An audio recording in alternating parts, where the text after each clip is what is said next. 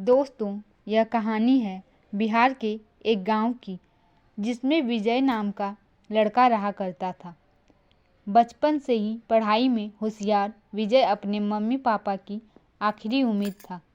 विजय दादा ने अपने समय में बहुत कर्ज ले लिया था, जिसको चुकाने में पापा की पूरी जिंदगी मजदूरी में निकल गई। उनके पास थोड़ी सी ज़मीन थी, जिससे उनका गुजारा हो रहा था। पापा की तबीयत मजदूरी करने से खराब रहती थी, पर पापा विजय को इस बात का एहसास नहीं होने देते थे। विजय को पढ़ाई में इतना होशियार देखकर उसके मम्मी पापा ने हर वह काम किया जिससे वह विजय को पढ़ा पाए।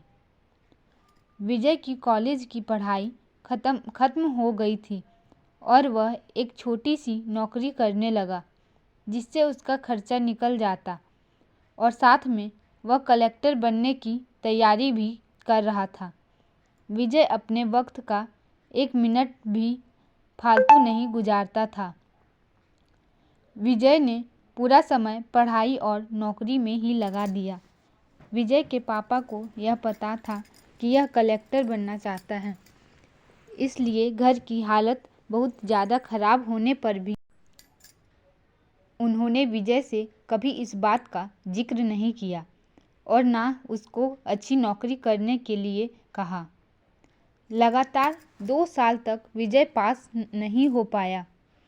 उसके बाद भी उसके पिता ने अपना घर और ज़मीन गिरवी रखकर विजय को IAS की कोचिंग ज्वाइन करवाई और उसकी नौकरी भी छुड़वा दी और केवल पढ़ाई करने को कहा। विजय के पापा हमेशा उससे कहा करते, बेटा, खेत और घर दोबारा आ जाएंगे, पर कलेक्टर दोबारा नहीं बन सकते। आज पूरे साल पढ़ाई करने के बाद विजय का रिजल्ट आ गया, जिसमें वह अच्छे नंबरों से निकल गया था। आज उसके पिता से ज़्यादा खुश कोई नहीं था। ऐसा लग रहा था जैसे विजय का सपना पूरा होने वाला है, पर भगवान को कुछ और ही मंजूर था। विजय का कल इंटरव्यू था और सुबह से उसके पापा की तबीयत खराब थी। विजय के पापा उसकी माँ से बार बार कह रहे थे कि विजय को मत बताना, और उस दिन देर रात उनकी मौत हो गई। अब एक माँ जिसकी गोद में उसका पति गुजर गया और वह अपने दर्द को भूलकर अपने बेटे की ज़िंदगी के बारे में सोच रही थी।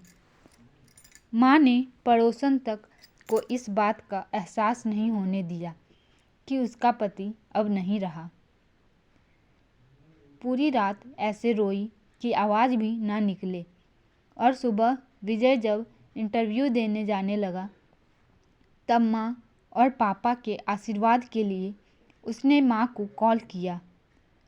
माँ ने पूरी हिम्मत लगा दी अपना सच छुपाने के लिए और विजय को आशीर्वाद दिया। और जब विजय ने पापा से बात करने को कहा, तो माँ बोली, पापा अब तुमसे बात नहीं करेंगे, वह कलेक्टर से बात करेंगे।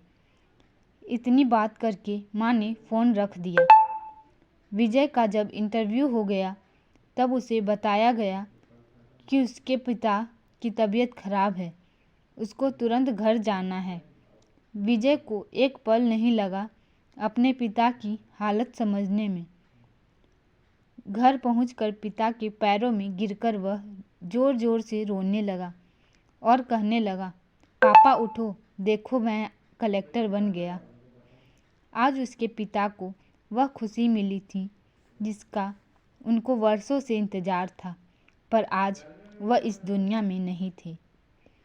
भगवान विजय के पिता की ज़िंदगी में सुख लिखना ही भूल गए थे।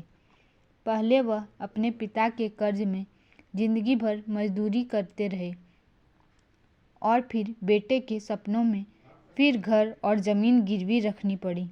वह ज़िंदगी में कर्ज लेकर आए और कर्ज लेकर चले गए। विजय के पिता को भले ही ज़िंदगी में कुछ हासिल ना हुआ हो, पर वह अपने लड़के को इस काबिल बना गए कि वह अपनी 7 पुश्तों को बैठे बैठे खिला पाए। विजय की माँ ने जो उस रात किया उसको करने का जज्बा बहुत कम लोगों में होता है। जब विजय कलेक्टर बनकर घर आया तब माँ ने विजय से कहा, बेटा तुम आज इतने बड़े बन गए हो कि हजारों गरीबों का भला कर सकते हो। जब भी तुम्हारे सामने कोई गरीब मदद मांगने आए तो अपने पिता और मेरे बारे में सोचना। मैं तुम्हारे बराबर पढ़ी लिखी और समझदार तो नहीं हूँ, पर इतना ज़रूर जानती हूँ, गरीब आदमी की बहुत मजबूरी होती है। तुम कभी किसी का बुरा मत करना। शिक्षा। दोस्तों, इस कहानी से हमें यह शिक्षा मिलती है कि वक्त कितना भी खराब हो, हम उसे बदल ज़रूर सकते हैं। माँ और बाप के एहसानों को हम कभी नहीं उतार सकते हैं, पर हम अपने कर्मों से उनकी इच्छा ज़रूर पूरी कर सकते हैं। दोस्तों, आपको हमारी यह कहानी कैसी लगी हमें कमेंट करके ज़रूर बताएं। धन्यवाद।